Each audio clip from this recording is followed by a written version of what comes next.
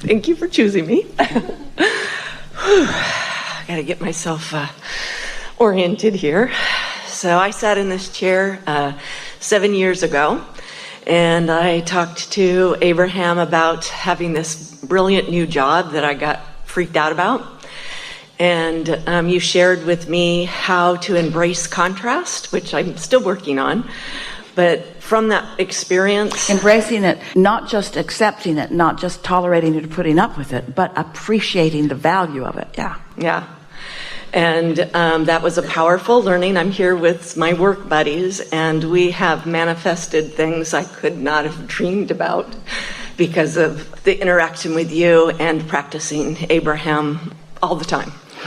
So thank you. So my question is that I have been just soaring. I meditate every day. I have a rampage of gratitude. I drive to work, but actually I started saying I'm going to play. I don't go to work. And I'm just literally floating when I get into work. And I recently had a very contrasting experience where I kind of lost my shit. I was swearing, crying, and it really was surprising to me because I felt like I'd been just so... So what that means when you have a strong reaction like that, especially when it's sort of uncharacteristic of what you're feeling usually, it means something touched a hot spot that really, really, really, really, really matters to you. A situation activated within you awareness of an absence of something you really care about. What was it? We were working on writing a proposal for a program serving birth to five, and it's my cherished program that I want to be able to retain. It's something you've been thinking about for a long time. Mm-hmm. You've got a lot of momentum going about it. You care a lot about it. I care a lot about it. If somebody you don't know calls you on the telephone and said, "Hello, you don't know me. I'm just calling you to tell you I will never call you again," you say, "Thanks for letting me know." But you don't lose your shit. Right. You don't lose your mind. It doesn't matter. But when something that really matters to you feels threatened, then isn't it logical that you would have a strong reaction to it? Mm-hmm. So? Well, but then I thought that I was, pre-paving, really thinking about having... But what if, because of your desire about this thing, what if the universe delivered to you a sequence of events, of things that you didn't see coming, to make you aware that there's a vibration going on that is hindering it? Don't you want to know about that? If you feel that strongly about it, it means two things. It means, first, and really most important, this is a really important thing to me. And next, my habit of thinking about it is not where I've been pretending it is. Mm-hmm. I've been worrying about this more than I've been thrilling about it. I've been pushing against the opposition of it more than I've been in favor of the benefits of it. I was deceiving myself and didn't know it. I'm so glad that this happened, that shined a light on what I've really got going on, because it's attraction, attraction, attraction, attraction. It's only attraction. I hear that, that I was deceiving myself and really feeling like, because I've been at these high vibrations. But it's all right. It's all right. This is what we were talking about with our friend earlier, that when you're accustomed to being there and then you get focused on something where you're not there, you really feel the difference in the way your vibration is.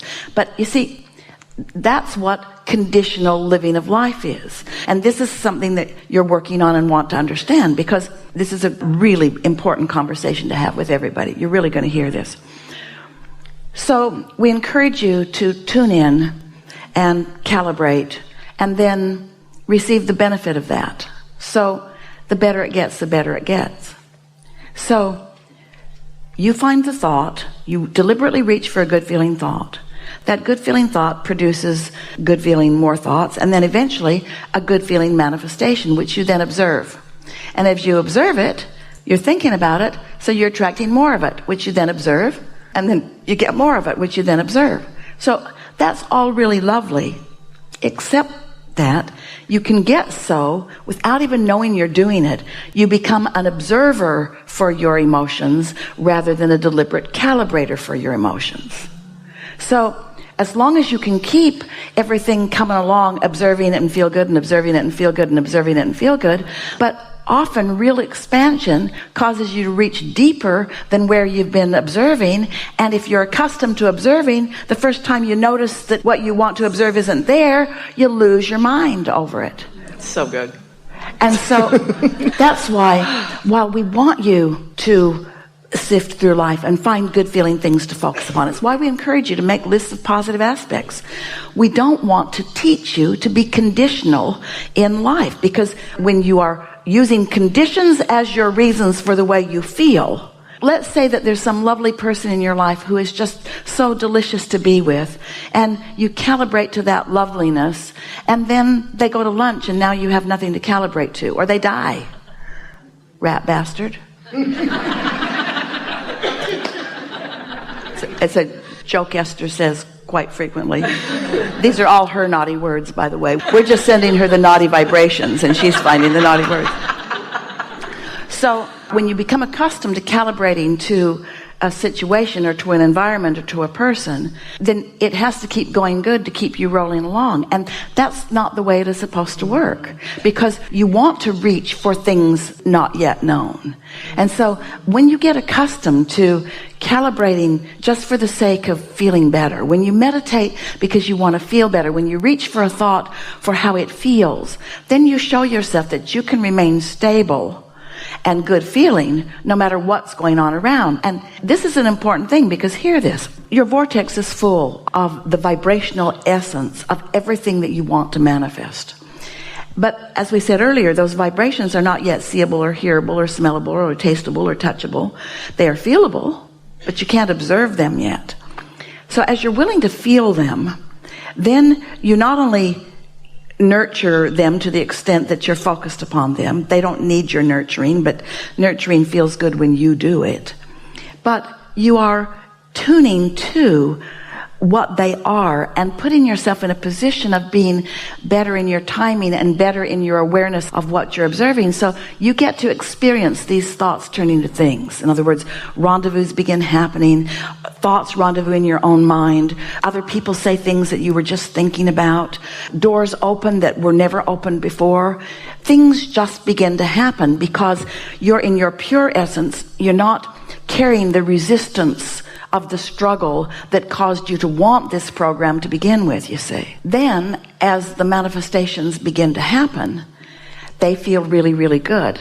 But what we want you to get hooked on is the feeling of them becoming, not the thrill of them bursting out into see it, hear it, smell it, taste it, touch it, because then you're right back where you were before. You need to see it to believe it.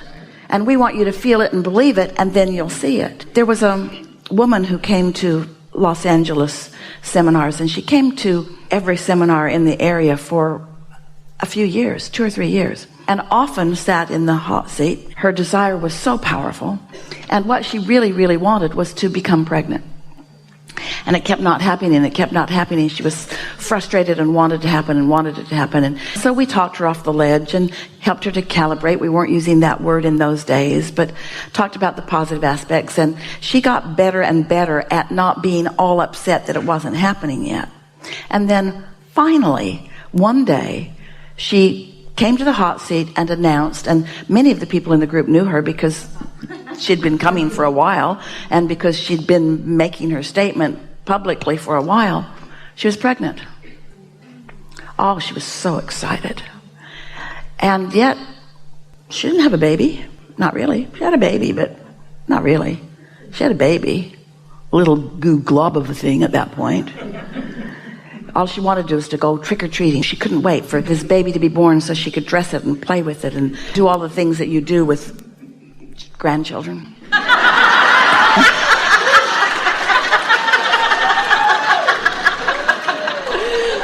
So what we're talking about is the gestation period. In other words, now she's joyful because the baby is in process. Now she doesn't doubt it because there is evidence of its existence. And what we want you all to feel is that we want you to get so tuned, calibrated to your vortex that you don't doubt, that you understand that your desires are gestating and they are real and they are coming and they are in the process of turning into things, you see. So the absence of them doesn't get you down. And that's what I've been striving for. I get what you just said about I'm very good at observing, and I didn't even recognize that was conditional. So then how do you do more? So when bad news comes, what about it upset you? What was the piece of information that upset you? I was working with a grant writer, and the way in which she took my edits and she didn't do it, and I had to redo things, and so I was pissed and angry at her, and I got into a place of blame.